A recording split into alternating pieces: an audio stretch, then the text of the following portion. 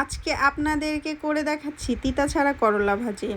করলা ভাজি করার জন্য প্রথমে এখানে আমি বড় 2টা করলা কেটে নিয়েছি 2টা আলু কেটে। করলাগুলোকে এইরকম পাতলা পাতলা করে কেটে নিয়েছি। প্রথমে করলার ভিতরে দিয়ে দিচ্ছি 1 টেবিল চামচ পরিমাণে লবণ দিয়ে করলার আলুটাকে ভালো মতো মেখে নিচ্ছি। এতে করে করলার গায়ে যে এক্সট্রা পানি আছে পানিটা বের হয়ে যাবে। করলাটা লবণের সঙ্গে ভালো মতো মাখানো হয়ে গিয়েছে। একটু উঁচু করে দেখিয়ে দিচ্ছি অলরেডি পানি পড়া শুরু হয়ে গিয়েছে। এভাবে করলাটাকে 5 মিনিট রেখে দিব। 5 মিনিট পরে ফিরে আসলাম।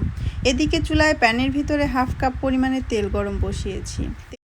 তেলের ভিতরে দিয়ে দিচ্ছি 1 চা চামচ পরিমাণে হলুদের গুঁড়া, 1 চা চামচ পরিমাণে লাল মরিচের গুঁড়া। 10 সেকেন্ডের মতো তেলের সঙ্গে নেড়ে চেড়ে নিলাম। এখন এর ভিতরে করলাটা দিয়ে দিলাম।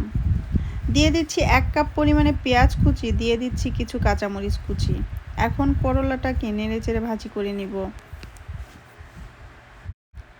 যাদের হাতের করলা ভাজি তিতা হয় আমার রেসিপি ফলো করে এইভাবে একবার করলা ভাজি করে খেয়ে দেখতে পারেন। আশা করি আপনাদের বাসার করলা ভাজিটাও একটুও তিতা হবে না। করলা ভাজির ভিতরে 2 চিমটি পরিমাণে টেস্টিং সল্ট দিয়ে দিচ্ছি। এতে করে করলা ভাজির টেস্ট অনেক ভালো আসে। আপনারা যদি করলা ভাজির ভিতরে টেস্টিং সল্ট খেতে পছন্দ না করেন চাইলে স্কিপ করতে পারেন। করলা ভাজিটা প্রায় হয়ে গিয়েছে। এখন করলা ভাজির ভিতরে কিছুটা ধনেপাতা কুচি দিয়ে দিচ্ছি। এখন করলাটাকে 1 মিনিটের মতো নেড়ে চেড়ে নিব। করলাটা সম্পূর্ণ ভাজি হয়ে গিয়েছে। করলাটাকে আমি একটা বাটির ভিতরে ঢেলে নিচ্ছি।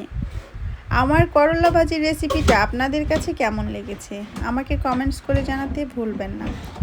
আজকে এই পর্যন্ত। সবাই ভালো থাকবেন, আমার জন্য দোয়া করবেন। আল্লাহ হাফেজ।